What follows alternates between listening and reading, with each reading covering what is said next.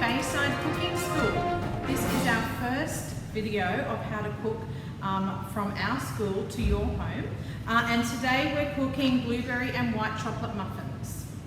I mean, blueberry and white chocolate scones.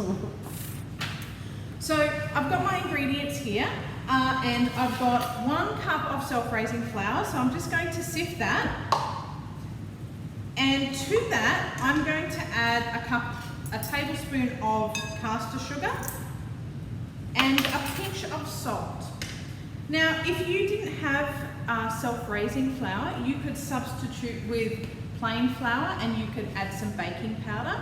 The baking powder container will tell you how much baking powder you need to make your plain flour into self-raising flour. I've put caster sugar in here. If you just had white sugar or raw sugar or brown sugar, that would work. If you didn't have any of those, look, you don't really have to put it in, but you could put honey, or you could put maple syrup or something else like that in. If it was a liquid though, I'd probably add a liquid to the milk and the cream mixture. So I'm going to let my bowl just sit here and I'm going to get my liquid mixture. So in here is 60 grams, 60 mils of milk and 60 mils of cream. So that's my liquid. The flavouring I'm going to add today is white chocolate and some blueberries. And again, if you didn't have these things at home, you could substitute and that would be fine. So you could use dark chocolate, you could use raspberries, you could use anything that you wanted. Traditionally, sultanas have been used in scones, so you could use that. If you were feeling Eastery, you could put cinnamon and nutmeg and other kinds of Easter spices in, but it's really up to you. So I'm going to put my white chocolate in. I'm going to give that a quick mix. Now the trick with scones is not to overmix it, because an overmixed scone turns into a really hard scone and that's not going to be very nice. So I'm going to pour my cream and milk into the well I just made in my bowl. And I'm just really lightly going to kind of mix that to combine. Now this is still kind of crummy, that's okay. I'm going to add my blueberries and my frozen berries in. There's a few cranberries in there as well. I'm going to just mix that. Basically, I'm mixing until it is just combined, which this has just combined. So it's just sticking here. And what I'm going to do is I'm going to flip this onto my board. I want to get a little bit of flour.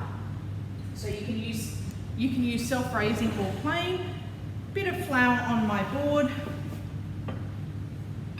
And that can come out just like that. Now, it's tempting when we've got dough in front of us to knead, but today we don't want to do that. We're just going to use our hands, push it out, and that's probably about 2 centimeters thick. That's all we want. We don't want to overwork it. I've got my cutter here, my scone cutter. I'm just putting a little bit of flour on it. If you didn't have a scone cutter, you could use a glass or a mug or an egg ring or something. It doesn't really matter. And we're just going to cut them out and I'm going to put them on my tray.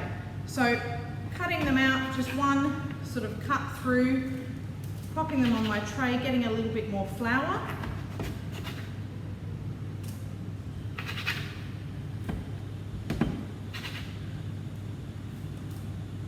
So if we've got scraps like this left together, we can squeeze it, not kneading it, we're just kind of squeezing it back together.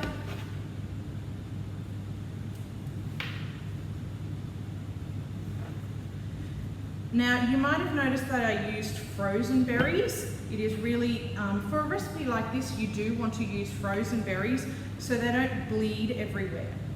So you can see that because this dough has been worked a little bit, they're starting to bleed. I might remake this one because it started to fall apart. So I'll try and get 2 out of this. So you can see the berries are kind of smooshing everywhere. That's from the moisture in my hands and the warmth in my hands. So I now have 7 scones.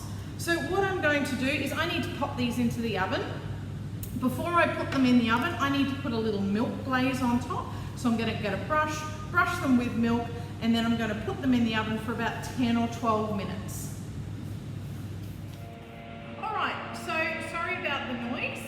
I will just talk a little bit louder.